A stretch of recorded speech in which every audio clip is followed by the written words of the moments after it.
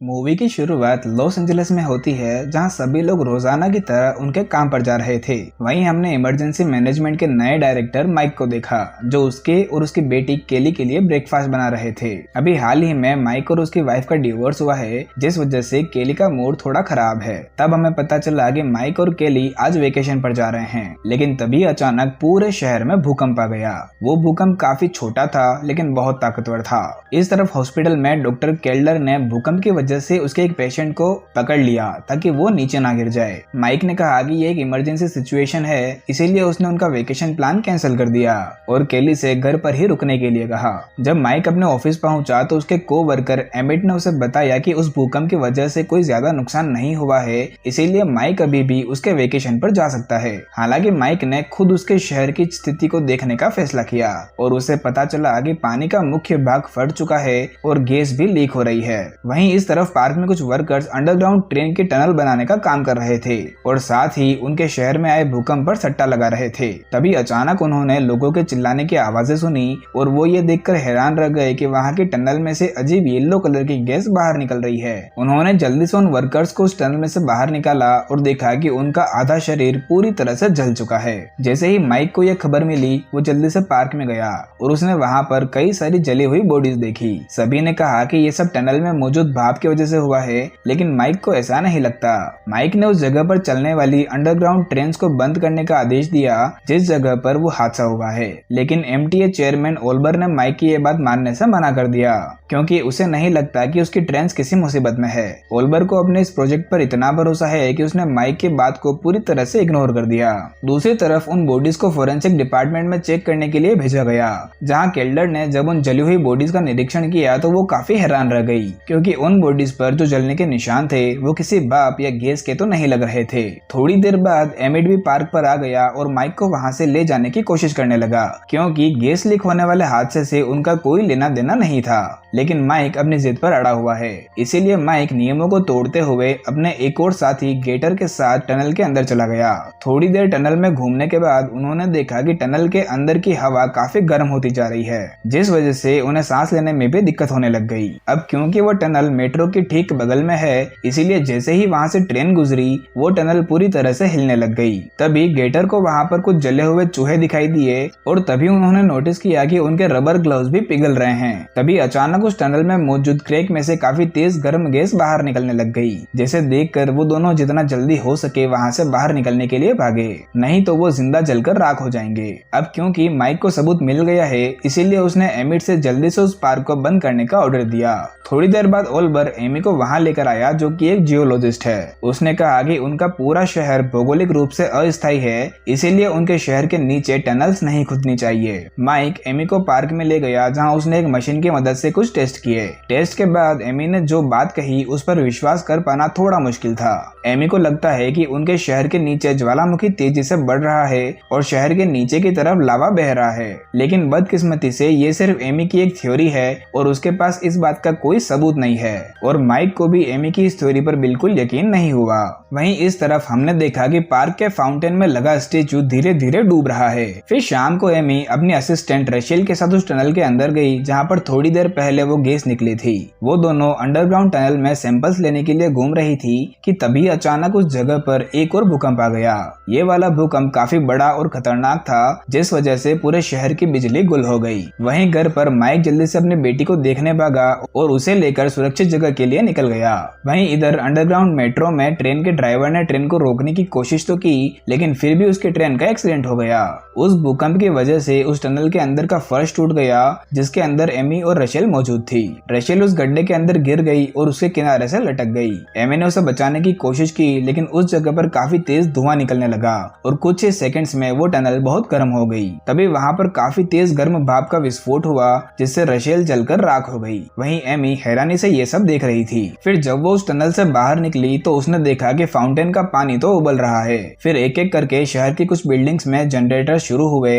Mic केली के साथ अपने घर से निकलकर ऑफिस जाने के लिए रवाना हो गया। तभी तभी अचानक सड़कों पर लगे सीवर के अंदर से तेज भाप निकलने लग गई, जिस वजह से सारी कार्स रुक गई। लेकिन इससे हालत और भी ज्यादा बिगड़ने लग गई और उनकी आंखों के सामने वहां पर धुआं हो गया और सभी तरफ पत्थर गिरने लग गए। तभी माइक ने देखा कि वो छोटे छोटे पत्थर आग के गोले की तरह जलते हुए पूरे शहर में गिरने लग गए और वो जहाँ भी गिरे वहाँ पर काफी तेज धमाके होने लग गए। कई सारे घर तबाह हो गए, बिल्डिंग्स बर्बाद हुई और उनके टूटते हुए मलबे की वजह से ट्रैफिक लाइट्स भी तबाह हो गई, जिस वजह से लोगों का एक्सीडेंट होने लग गया जो कि किसी सुरक्षित स्थान पर जा रहे थे। इधर एमटीए ऑफिस में ओल्बर्ट ने सुना कि टनल के अंदर एक ट्रेन फंस चुकी है और उसने लोगों को बचाने के लिए एक रेस्क्यू टीम वहां पर भेज दी। वहीं ट्रेन का ड्राइवर डरे हुए पैसेंजर्स को शांत रखने की कोशिश कर रहा था। वो वहां से बाहर निकलना चाहता है लेकिन ट्रेन के दरवाजे अटक गए थे। इधर बाहर की तरफ केल्डर भी ट्रैफिक में फंसी हुई थी। तभी उसने देखा कि वहां से गुजरने वाले फायर ट्रक्स के ऊपर भी आग के गोले गिरे। इधर माइक ने अपनी कार रोकी और बाहर निकलकर लोगों की मदद करने लगा, लेकिन वहीं कुछ लोग इस मौके का फायदा उठाते हुए दुकानें लूटने लग गए। तभी एक आदमी ने एमी का इक्विपमेंट चुरा लिया। तब एमी ने देखा कि चारों तरफ राख गिर रही है। वहीं अग्निशमन वाले लोग इस मुसीबत से लड़ने की कोशिश कर रहे थे। वहीं माइक अपने ऑफिस जाने की कोशिश कर रहा था, लेकिन तभी उसने एक बार फिर अपनी कार रोक दी क्योंकि रास्ते में केल्डर घायल लोगों की मदद कर रही थी। उसने माइक को उस गिरे हुए फायर ट्रक के बारे में बताया और माइक जल्दी से उस ट्रक में फंसे लोगों की मदद करने के लिए भागा।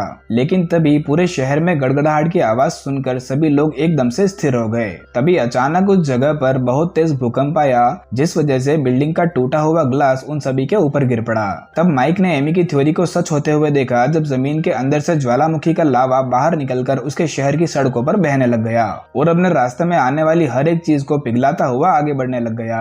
लावा ने सड़क पर खड़ी कार्स को निगलना शुरू कर दिया। वहीं डरी हुई केली जल्दी से कार से बाहर निकली और रोते हुए अपने पिता को आवाज लगाने लगी। तभी एक लावा बम उसके पास आकर गिरा, जिस वजह से उसकी पैंट में आग लग गई। इसीलिए माइक जल्दी से उसकी मदद करने के लिए भागा और उस आग को बुझाकर केली को उठा लिया। जब उसने देखा कि वो चारों तरफ से लावा से घिर चुका है तो माइक उसकी कार से जंप करके सुरक्षित जगह पर पहुंच गया। ठीक उसी समय लावा ने उसकी कार को भी निगल लिया। इसके बाद वो लावा उस गिरे हुए ट्रक की तरफ बढ़ने लग गया। उस ट्रक के ड्राइवर ने उसमें फंसे उसके साथी को वहां से निकालने की कोशिश की, लेकिन समय रहते वो उसे बचाकर बाहर नहीं निकाल पाया और लावा की वजह से वो दोनों जलकर मारे गए। तभी एक और तेज विस्फोट हुआ जिससे और ज्यादा लावा बाहर निकलने लगा। तब माइक ने केली से केल्डर के साथ हॉस्पिटल जाने के लिए कहा। केली ने अपने पिता से भी साथ चलने को कहा, लेकिन हमेशा की तरह माइक ने अपने काम को प्राथमिकता दी और केली को अकेले वहां से भेज दिया। जल्द ही उस जगह पर रिपोर्टर्स के हेलीकॉप्टर्स पहुंच गए और वो ये दिखाने लगे कि वो लावा तेजी से बहता हुआ शहर के मुख्य हिस्से की तरफ बढ़ रहा है। ये पता लगते ही लोग अपनी जान बचाने के लिए अपने घर को छोड़कर बाहर निकल गए। वहीं एक छोटा सा डॉग भी अपनी हड्डी लेकर अपने मालिक के साथ घर छोड़कर निकल गया। थोड़ी देर बाद एमी माइक और दूसरे पुलिस ऑफिसर्स की मदद करने वहां आई और वो सभी लोगों को सुरक्षित जगह तक पहुंचाने और उस लावा को कंट्रोल करने के बारे में सोचने लगे। माइक ने कहा कि उन्हें लावा का रास्ता रोकना होगा ताकि लावा उनके बचे हुए शहर तक ना पहुंचे। इसीलिए सभी लोगों ने एक बस को लावा के रास्ते में धकेलकर उसके टायर पंक्चर कर दिए ताकि वो वहीं पर स्थिर रहे। इसके बाद माइक और एमी एक बेहोश पड़े इंसान को बचाने के लिए गए, लेकिन ठीक उसी समय एक जलता हुआ पेड़ वहां पर गिर गया जिससे उनका रास्ता ब्लॉक हो गया। तब फायर फाइटर्स ने उनके ट्रक की सीढ़ी को नीचे किया। इसके बाद माइक ने उस बॉडी को सीढ़ी पर रखा और उस पर लटक गए। जैसे ही वो सीढ़ी लावा के ऊपर से होकर गुजरी कि तभी उस बेहोश आदमी के पैर में आग लग गई और ये देखकर वो सभी लोग काफी घबरा गए। उनके घबराते ही वो सीढ़ी हिलना शुरू हो गई और टूट गई, लेकिन किस्मत से वो तीनों लावा से दूर सुरक्षित जगह पर ही गिरे। एमी ने सुझाव दिया कि उन्हें शहर को बचाने की बात भूलकर सिर्फ उसे खाली करवाने के बारे में सोचना चाहिए, लेकिन माइक कुछ प्लानिंग किए जा रहा था। जल्द ही पुलिस, सिटी वर्कर्स और फायर फाइटर्स ने फावड़े उठाए और सड़क पर गड्ढे बनाकर लावा का रास्ता उनके शहर के मुख्य जगहों से दूसरी तरफ करने में लग गए। वहीं इस तरफ लावा सुरंग के अंदर गिरना भी शुरू हो गया। वहीं ओल्बर अपनी टीम के साथ ट्रेन में फंसे लोगों को बचाने के लिए पहुंच गया। ट्रेन में फंसे सभी लोग बेहोश थे, जिस वजह से उन्हें घसीटकर बाहर निकालना पड़ा, लेकिन कम से कम सभी लोग सुरक्षित थे। जैसे ही लावा उनके पास आने लगा कि तभी ओल्बर ने नोटिस किया कि ट्रेन का ड्राइवर गायब है और वो उसे ढूंढने के लिए दोबारा अंदर चला गया। ओल्बर को वो ड्राइवर मिल गया, लेकिन वो बेहोश पड़ा था, इसीलिए ओल्बर ने उसे उठाया और आगे बढ़ने लगा। लेकिन लावा की वजह से ट्रेन इतनी गर्म गर्म हो चुकी थी कि उसके जूते पिघलने लग गए। तब ओलिवर ने उस ड्राइवर को अपने लोगों की तरफ फेंकते हुए खुद उस लावा के अंदर छलांग लगा दी और मारा गया। इस तरफ एमी ने एक बास्केटबॉल उठाई और उसे सड़क के बीच में रखकर छोड़ दी। तब वो बॉल लुढ़कने लग गई। इससे उन्हें पता चला कि वो लावा बहता हुआ गैस स्टेशन की तरफ जाने वाला है। वहीं बाकी लोग लावा को आगे बढ़ने से रोकने के लिए उसके सामने कार्स और गाड़ियां फेंकी जा रहे थे, लेकिन उसका कोई खास फायदा नहीं हुआ। तभी वहां पर इमरजेंसी ट्रक्स आ गए। तब माइक और एमी ने उस बहते हुए लावा के रास्ते में बैरिकेड्स लगाकर उसका रास्ता ब्लॉक करने का प्लान बनाया। वो लोग लावा को एक जगह पर रोकने की कोशिश करेंगे और तभी हेलीकॉप्टर्स की मदद से उस लावा पर पानी फेंका जाएगा ताकि वो उसे कंट्रोल कर सके। ये सुनते ही सभी लोग वहां रास्ते में पड़े मलबे की मदद से लावा को रोकने के लिए बैरिकेड्स बनाने में लग गए। वहीं इस तरफ मेडिकल टेंट में डॉक्टर्स जानवरों को भी बचा रहे थे। केल्डर ने कुछ बच्चों को भी बचाया और केली से उन बच्चों का ध्यान रखने के लिए कहा जब तक वो उनके माता पिता को ढूंढ ना ले। इस तरफ वो लोग बैरिकेड्स बनाने में कामयाब हो गए और लावा को एक जगह पर रोकने के बाद उन्होंने उस पर पानी फेंकना शुरू कर दिया। जल्द ही हेलीकॉप्टर्स भी वहां पहुंच गए और सबने मिलकर उस उबलते लावा पर पानी डालना शुरू कर दिया। थोड़ी देर बाद सभी लोग ये देखकर काफी खुश हुए कि लावा ने आगे बढ़ना बंद कर दिया है, लेकिन एमी को अभी भी शक है। इसीलिए वो इस बात की पुष्टि करने के लिए टनल में गई। एक गैजेट की मदद से एमी को पता चला कि लावा अभी रुका नहीं है और वो टनल के अंदर बह रहा है। उसने जल्दी से माइक को बताया कि वो लावा को नहीं रोक पाए हैं और लावा यहाँ नहीं तो शहर के किसी दूसरे हिस्से से बाहर निकलकर जरूर आएगा। एमी ने बताया कि लावा अंडरग्राउंड टनल में बह रहा है और उसकी कैलकुलेशंस के हिसाब से वो लावा सीधा बेवर्ली सेंटर पर निकलेगा जहाँ पर मेडिकल टेंट्स लगे हुए हैं। ये सुनते ही माइक जल्दी से एमी के साथ उस जगह पर पहुंचा और उन्होंने लावा की सिचुएशन देखने के लिए एक वीडियो कैमरा टनल के अंदर डाला। हालांकि उसी समय उस टनल में लावा बहता हुआ उनकी तरफ बढ़ा, जिससे वो कैमरा तो तबाह हो गया। माइक ने ये देखते ही जल्दी से एमी को उस सेवर के ढक्कन से दूर कर दिया कि तभी उसमें से आग की लपटें बाहर निकली। उन्होंने उस बहते लावा की स्पीड चेक की और उन्हें पता चला कि वो लावा अगले आधे घंटे में मेडिकल टेंट की तरफ पहुंच जाएगा। माइक ने जल्दी से एमिट को कॉल करके मेडिकल टेंट्स को खाली करवाने का ऑर्डर दिया। इसके बाद माइक और एमी उनके अगले कदम के बारे में डिस्कस करने लगे। उन्हें कुछ समझ नहीं आ रहा था कि उन्हें क्या करना चाहिए कि तभी माइक ने एक बड़ी बिल्डिंग देखी और उसे एक आइडिया आया।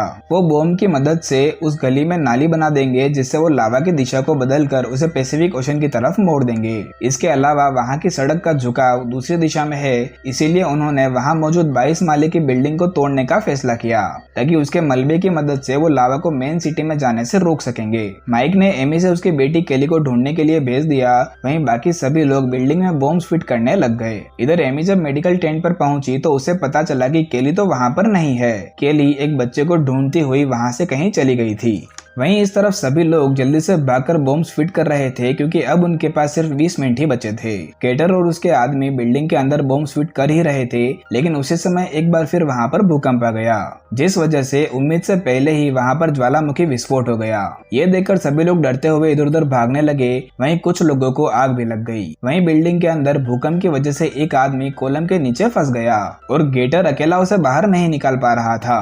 लावा उनके करीब आ रहा था, लेकिन गेटर ने हार मानने से मना कर दिया और वहां फिट किए हुए सारे बॉम्ब्स एक्टिवेट कर दिए। इसके बाद एक के बाद एक बॉम्ब्स ब्लास्ट होने लग गए, लेकिन तभी माइक ने देखा कि केली एक छोटे लड़के के साथ उस बिल्डिंग के पास खड़ी है। वो जल्दी से भागता हुआ केली के पास गया और उन पर बिल्डिंग गिरने से पहले उन्हें बचा लिया। किस्मत से माइक का यह प्लान काम कर गया और वो उस लावा को समुद्र में भेजने में कामयाब हो गए। जहाँ सभी लोग उनकी जीत की खुशी मना रहे थे, वहीं एमी माइक को ढूंढ रही थी। तभी अचानक बिल्डिंग के मलबे में से माइक ने अपना हाथ बाहर निकाला। इसके बाद माइक, केली और वो छोटा बच्चा तीनों सही सलामत उस मलबे से बाहर निकले। उस बच्चे ने देखा कि सभी लोगों के चेहरों पर मिट्टी लगी हुई है और सब एक जैसे दिख रहे थे। तभी वहाँ पर बारिश हुई और ये देखकर सभी लोग काफी खुश हुए। एमी ने माइक से कहा कि अगर वो उसकी जगह होती तो शायद वो हार मान चुकी होती और आधी से ज्यादा सिटी तबाह हो जाती। इसीलिए उसने माइक का धन्यवाद कहा, जिसने उसे ये बात सिखाई कि हमें कभी भी हार नहीं माननी चाहिए। ठीक उसी समय एमिट माइक के पास आया और उसे बताया कि एक और इमरजेंसी आई है, लेकिन माइक ने मना करते हुए कहा कि अब वो उसकी बेटी के साथ वेकेशन पर जाने वाला है। और इसी के साथ ये मूवी यहीं पर खत्म होती है।